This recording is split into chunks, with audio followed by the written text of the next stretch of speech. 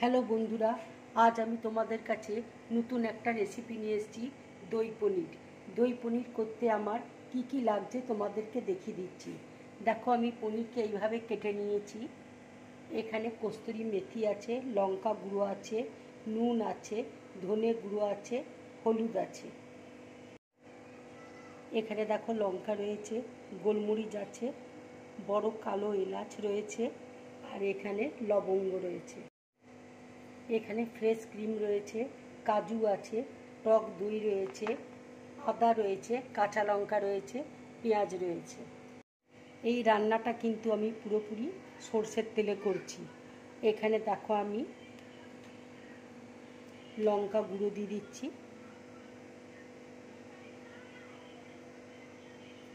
হলুদ দিয়ে দিচ্ছি, কস্তুরি মেথি দিয়ে দিচ্ছি,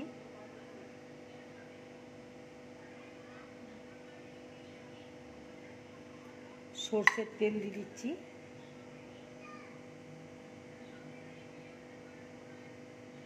এটা মেখে আমি 15 মিনিট রেখে দেবো। এবার দেখো আমি একটু নুন দিয়ে দিচ্ছি,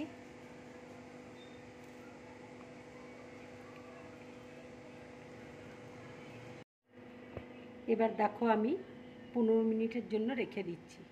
এবার দেখো মিক্সির মধ্যে আমি টক দই দিয়ে দিচ্ছি,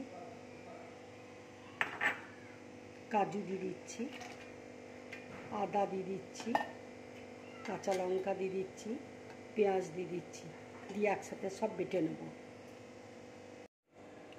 15 মিনিট দেখো হয়ে গেছে। এবার আমি পনিরগুলো তেলের মধ্যে ভেজে নেব। কড়াইয়ে দেখো আমি একদম অল্প করে তেল দিয়েছি। এবার আমি পনিরগুলো ভেজে নিচ্ছি।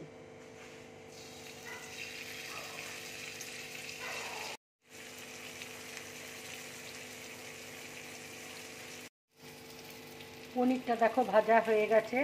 এবার আমি প্লেটের মধ্যে তুলে নিচ্ছি।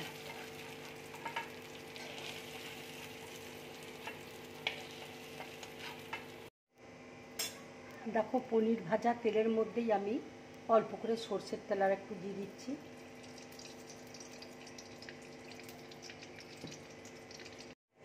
তেল দেখো গরম হয়ে গেছে। এবার আমি লবঙ্গ, কালো এলাচ, গোলমরিচ, কাঁচা লঙ্কা দিয়ে দিচ্ছি। এবার দেখো মশলাটা আমি দিয়ে দিচ্ছি।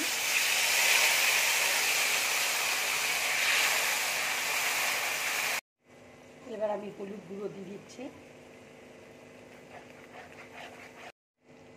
এবার ধনে গুঁড়ো দিয়ে দিচ্ছি, আন্দাজ মতো নুন দিয়ে দিচ্ছি। এবার একটু লঙ্কার গুঁড়ো দিয়ে দিচ্ছি। এবার দেখো কাশ্মীরি লঙ্কার গুঁড়ো দিয়ে দিচ্ছি।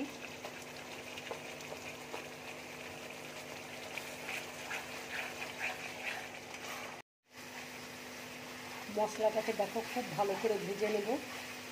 তারপরে আমি অল্প করে জল দিয়ে দেবো। এইরকম তোমরা দই পনির বানিয়ে গরম ভাতের সাথে, লুচি পরোটার সাথে খাবে, খুব ভালো লাগবে খেতে। দেখো মশলাটা খুব ভালো করে ভেজে নিয়েছি আমি। এবার আমি একটু জল দিয়ে দিচ্ছি।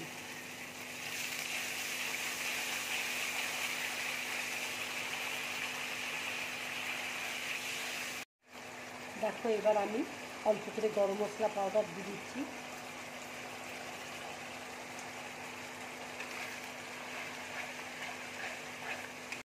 এবার আমি একটু ফ্রেশ ক্রিম দিয়ে দিচ্ছি।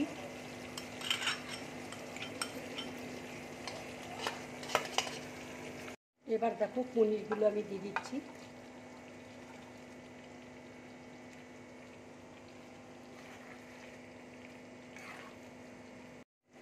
এবার দেখো ধনে পাতা আমি একটু উপর দিয়ে দিচ্ছি।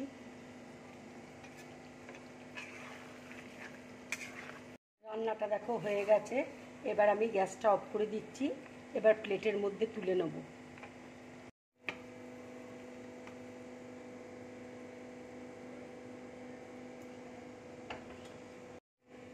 এবার দেখো রেড চিলি অয়েল আমি অল্প করে দিয়ে দিচ্ছি।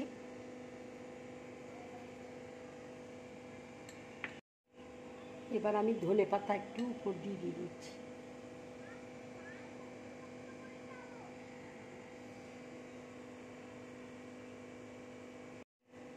বন্ধুরা, যদি আমার এই রান্নার রেসিপিটা তোমাদের ভালো লাগে তাহলে লাইক করবে, শেয়ার করবে আর ড্রিম ব্লগ চ্যানেলটাকে সাবস্ক্রাইব করবে। নমস্কার।